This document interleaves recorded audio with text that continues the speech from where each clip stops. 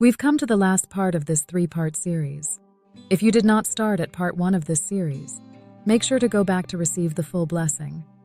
Marriage is one of the most beautiful and sacred relationships God has designed. So I hope your marriage will be blessed. Do the work and put Christ first. 1. Building each other up with practical support.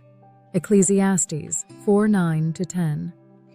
2 are better than 1, because they have a good reward for their toil. For if they fall, one will lift up his fellow. But woe to him who is alone when he falls and has not another to lift him up. Marriage is about being there for one another through every season of life. You can implement this by recognizing when your spouse needs emotional or practical support, like when they're overwhelmed at work or home. For instance, if your spouse is feeling burnt out, offer to take on additional tasks or schedule a surprise weekend getaway to give them time to relax. Even simple acts, such as listening without interrupting or affirming their feelings, can strengthen the bond and show that you're there to pick them up when they fall. It's about anticipating each other's needs before they have to ask. 2. Prioritizing your marriage above all other relationships. Genesis 2:23-24.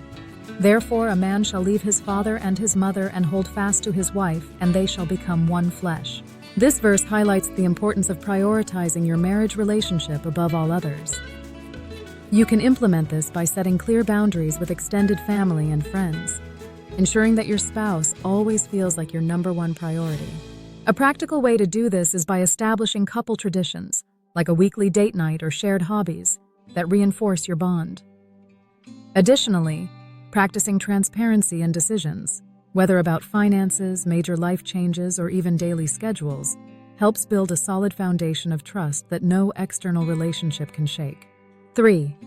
Finding joy in each other, daily. Isaiah 62:5.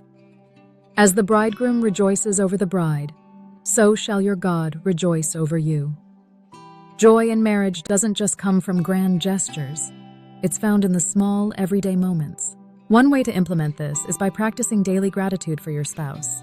Each morning or evening, share one thing you appreciate about each other, whether it's gratitude for their patience during a tough day or their effort to make dinner. Verbalizing your appreciation reinforces joy in the relationship. Surprise notes, thoughtful gestures, or even making their favorite coffee in the morning are simple ways to show you're still as delighted in each other as you were at the start. 4.